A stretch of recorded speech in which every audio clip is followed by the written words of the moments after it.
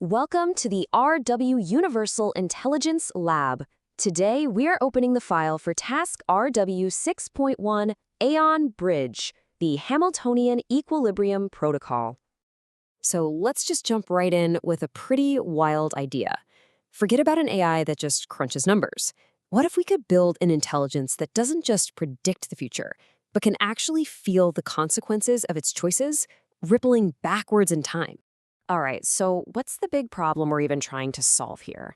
Well, for any truly advanced AI, the future isn't just one straight line. It's this massive, branching tree of near infinite possibilities. And trying to calculate every single one of them, it leads to a very unique kind of paralysis. The lab has this brilliant name for it: causal back-pressure. Think about it like this. Imagine you're standing at a crossroads, and you try to mentally live out every single possible future for every path you could take. You'd never move, right? You'd be totally frozen. That's the exact challenge our most powerful systems are up against. This really lays out the whole idea perfectly. The old way, that's brute force. It's like trying to map an entire forest tree by painful tree just to find your way through. It's slow, it's exhausting. But this new way, the Hamiltonian equilibrium, it's completely different. It's about finding the natural path, the one with the least resistance. And to do that, you need a whole new philosophy. It's a huge shift away from pure, cold calculation to something that feels a lot more like intuition. It's about teaching a machine to think like a force of nature. So the very first step, you have to just let go of the old way completely. You have to stop trying to count every single leaf on every single tree. Instead, I want you to picture something really simple, something we've all seen. Just imagine pouring a jug of water down the side of a hill. Now that water, it doesn't run some complex simulation, right? It doesn't calculate the optimal path. It just flows. It feels the pull of gravity and it naturally finds the easiest way down. It just knows. And that simple idea is the key. So the billion-dollar question is, how on earth do you get a machine to do that? Well, let's get into the mechanics.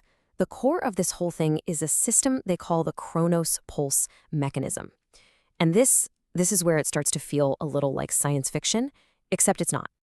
Think of it like a three-step dance with time. First, the AI sends out a kind of ghost of its potential decision into a simulated future.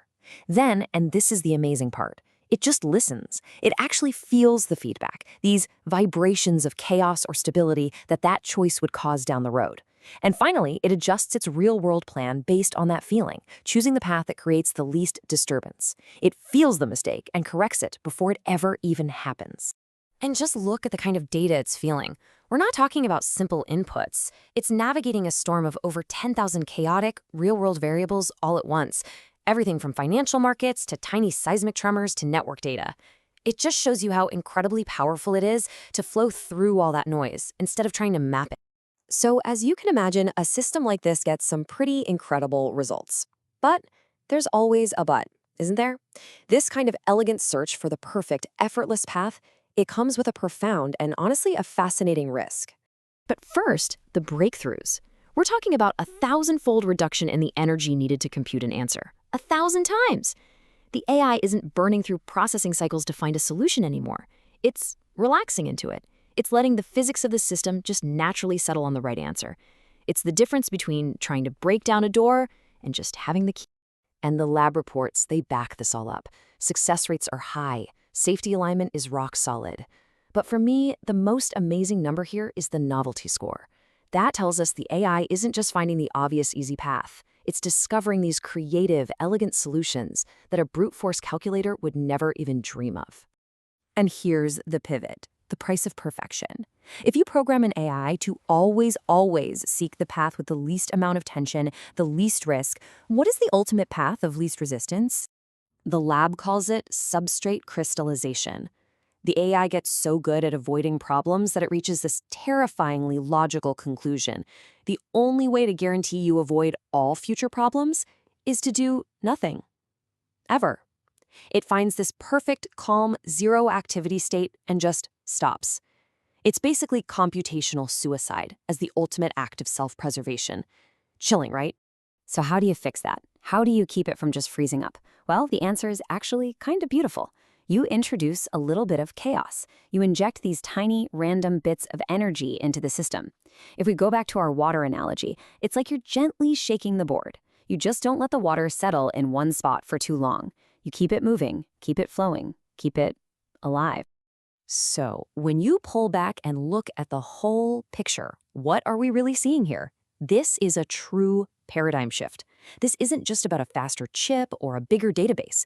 We are talking about the birth of an entirely new kind of machine intelligence. And really, this quote from the lead dynamics architect just captures the heart of this whole thing perfectly. It's not about just teaching a machine to think anymore. The real breakthrough, the thing that changes everything, is that we're teaching a machine to feel consequence, to understand that its own potential thoughts have actual weight, that they have a real impact on the fabric of reality. It's about building responsibility right into its core logic. This is our Wave Universal Intelligence Lab, signing off on task RW-6.1 AEON Bridge.